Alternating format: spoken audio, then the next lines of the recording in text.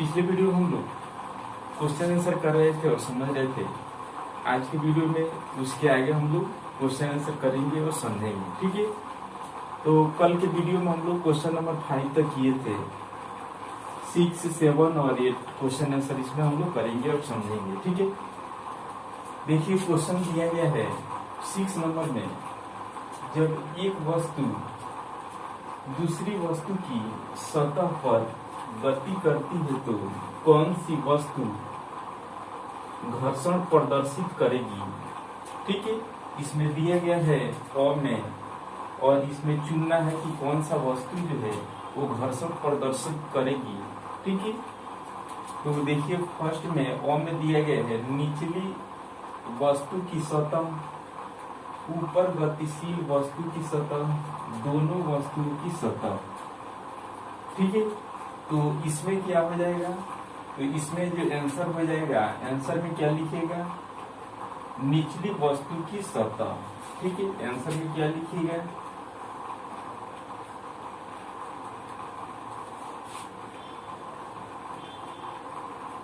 निचली वस्तु की सतह, ठीक है। आंसर में क्या होगा, निचली वस्तु की सतह। इसमें से तीनों में से कोई एक चुनना था, ठीक है। तो इसका हम लोग जान चुके और समझ चुके। उसके बाद जो है 7 नंबर क्वेश्चन दिया गया है। देखिए बहुत ही अच्छा क्वेश्चन है, ठीक है। इस पर थोड़ा ध्यान दीजिएगा आप लोग। खिलाड़ी द्वारा जूतों में कांटे का उपयोग क्यों किया जाता है। जो खिलाड़ी होते हैं वो खेल के मैदान में जाते हैं तो जूते जो पहनते हैं उस जूते में क्या चीज का प्रयोग किया जाता है, तो कांटे का प्रयोग किया जाता है। ऐसा क्यों किया जाता है इसके बारे में हम लोग को जानकारी करना है और लिखना है, ठीक है।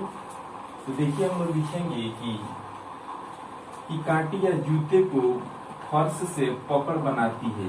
कांटे जो होता है जूते के फर्श से क्या करता है, तो पकड़ बनाता है, ठीक है। ये घर्षण बल को बढ़ा देती है।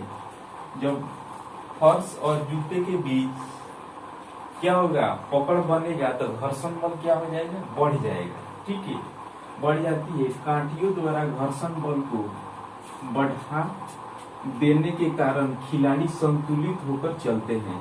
मतलब जो है जब घर्षण बल बढ़ जाएगा तो खिलाड़ी जो होंगे एक स्थान से दूसरे स्थान तक संतुलित अवस्था में जा सकते हैं, ठीक है। मतलब नहीं गिर सकते हैं, ठीक है, संतुलित चल सकते हैं। उसके बाद कांटे लगे जूते घिसते भी कम है तथा खेल के दौरान खिलाड़ी फिसलते नहीं। यही कारण है कि खिलाड़ी कांटेदार जूतों का उपयोग करते हैं, ठीक है। दूसरा इसमें दिया गया है कि जब कांटेदार जूते जो खिलाड़ी पहनते हैं वो जूते जो होता है ज्यादा घिसने की भी संभावना कम होता है। इसलिए कोई भी खिलाड़ी जो होते हैं वे कांटेदार जूता का ही इस्तेमाल करते हैं, ठीक है। एक स्थान से दूसरे स्थान जाकर के गेंद को पकड़ना होगा तो क्या करेंगे, संतुलित अवस्था में जाकर के पकड़ लेंगे, ठीक है। तो ये चीज हम लोग जान चुके और समझ चुके।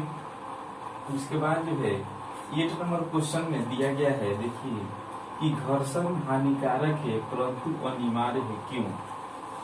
घर्षण हानिकारक है परंतु अनिवार्य है, क्यों, इसका क्या रीजन है, इसके बारे में हम लोग को लिखना है, ठीक है। तो हम लोग इसमें लिखेंगे कि घर्षण ऊर्जा का अपव्यय करते हैं। घर्षण के कारण वस्तुएं घिस जाती है। घर्षण के कारण जो है बहुत सारा वस्तु घिस जाती है, जैसे चाहे वो घर के बर्तन हो या हमारे जूते घिसकर खराब हो जाते हैं। इस अर्थ में घर्षण बल हानिकारक है, लेकिन अनिवार्य इसलिए है क्योंकि घर्षण के बिना चल नहीं सकते, हम लिख भी नहीं सकते और घर्षण के बिना हम खेल भी नहीं सकते, ठीक है। कहने का मतलब ये है कि इसमें घर्षण बल जो है कुछ चीज के लिए हानिकारक है, ठीक है।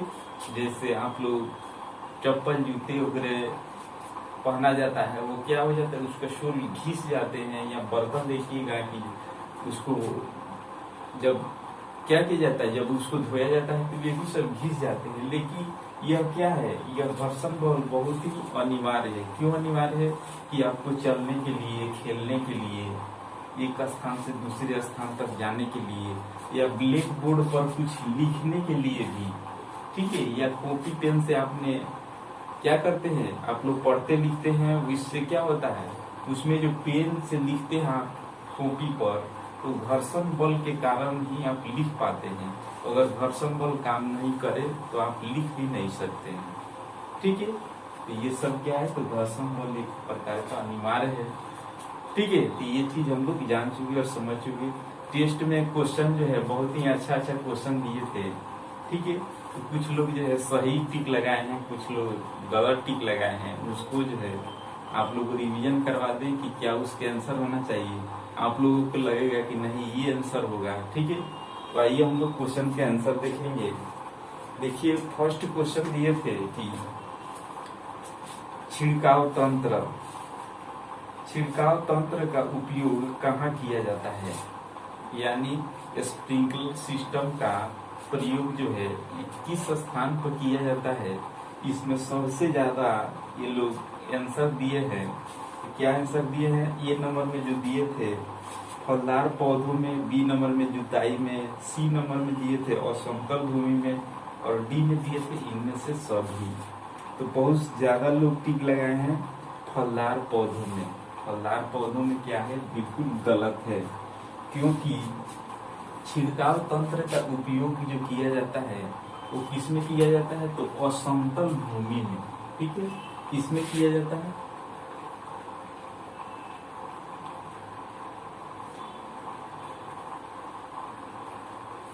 असमतल भूमि के मतलब सिंचाई में इसका उपयोग किया जाता है, ठीक है। असमतल मतलब क्या है, जहाँ मिट्टी कहीं ऊंच हो कहीं खाल हो, वहाँ पे पानी जो है नहीं पहुंच पाता है, इसलिए जो है छिड़काव तंत्र का क्या किया जाता है, इसका उपयोग करके उसका सिंचाई किया जाता है।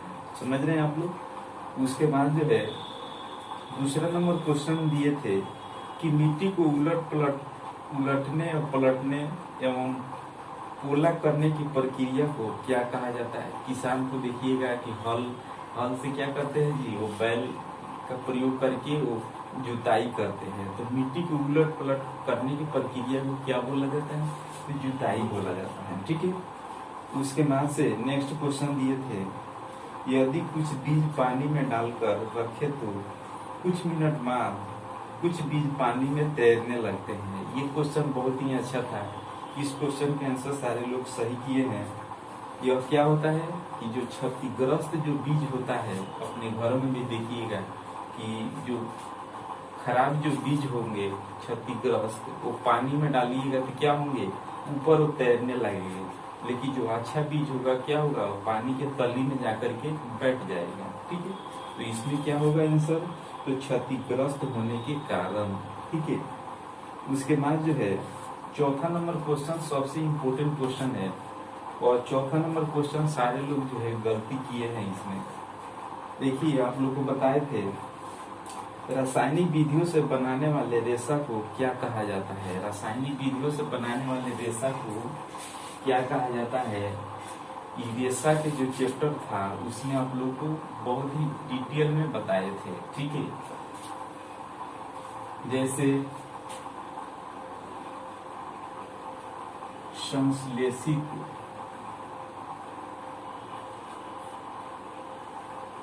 संश्लेषित रेशा कहिए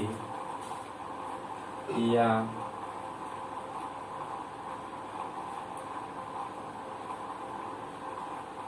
मानव निर्मित रेशा कहिए, या इसको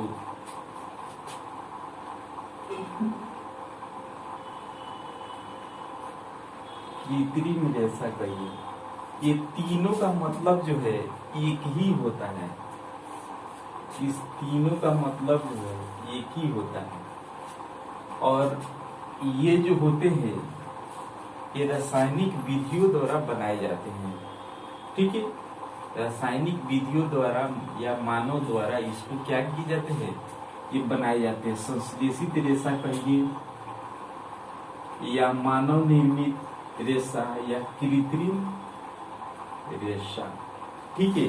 तो इसमें सबसे ज्यादा लोग टिक लगाए हैं क्या चीज, इसमें सबसे ज्यादा लोग टिक लगाए हैं मानव निर्मित। लेकिन क्या है, उपयुक्त सभी होगा, यानी डी नंबर क्या होगा, सही होगा, ठीक है। आप लोग इसको ध्यान में रखिएगा। उसके बाद जो है 5वां नंबर क्वेश्चन ये थे, एक्रिलिक के उपयोग से बनाया जाता है। एक्रिलिक के उपयोग से क्या चीज बनाया जाता है, इसमें भी बहुत सारे लोग मिस्टेक किए हैं।